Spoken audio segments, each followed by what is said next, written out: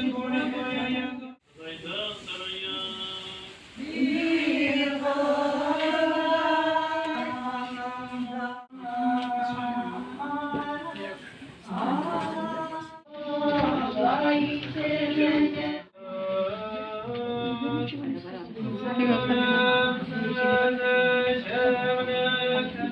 что я вам обещал в 2016 году, я исполнил. Но вместе с вами. Большое вам всем спасибо.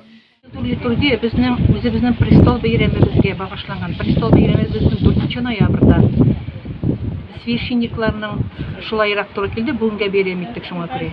Һәм икенче зур вакыйгабыз безнең 17нче гасыр тәрәсенең үзебезнең чиркәвебезгә кире кайтарылуы зур вакыйга булып тора.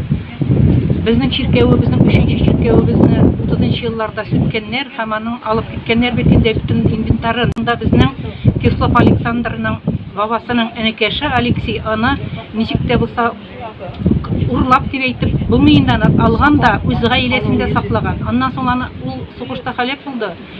Ул минем бабайның да энекәше ул. Ул әбиемнең энекәше. Ул аны хатынына тапшырган. Хатыны үлгәч балаларына менә аның балалары хәзер безгә шушыны тапшырды. Бик зур сөенеч. Тәрәбезнең кире кайту бик ул Миратошитта күз яшьләре дә агыза торган. Аңа сугыш вакытларында паломникларда килгән бездән белмәгәнбез инде. Все что ли? Изгетәре булган. Инде менә шул бәйрәмебез бүген, шул бәйрәмне уздырып, рәхмәт уздыручыларга, рәхмәт халыкка, авылдашларыбыз барысы да килделәр. Барлык халыкка рәхмәт йөзеннән менә шулай исән сау булып, тату матур бер гаилә булып яшәргә.